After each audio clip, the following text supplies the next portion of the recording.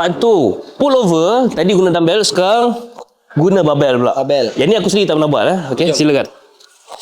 Yang ni untuk target bahagian chest. Chest, okay. Chest Okay. Yang ni memang jarang orang sekarang buat ni.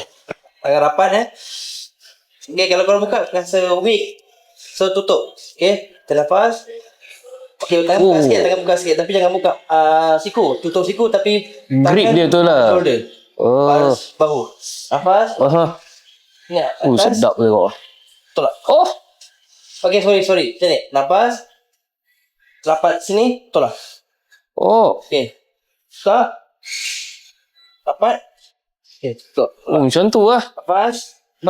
Rapat. Tolak. Bila tu, tekan tengah. Okay. Nafas.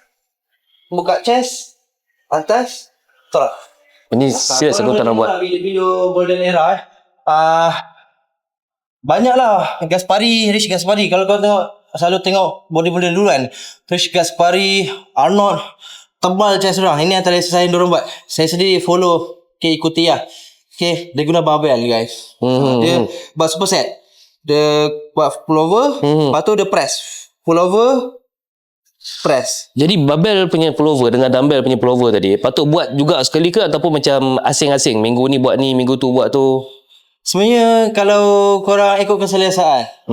Kalau Amar guna barbell dia, guna dumbbell dia. Dumbbell. Sebab kalau guna barbell ni kena balance. Maksud dia Amar tak berapa, selalu Amar buat guna dumbbell lah.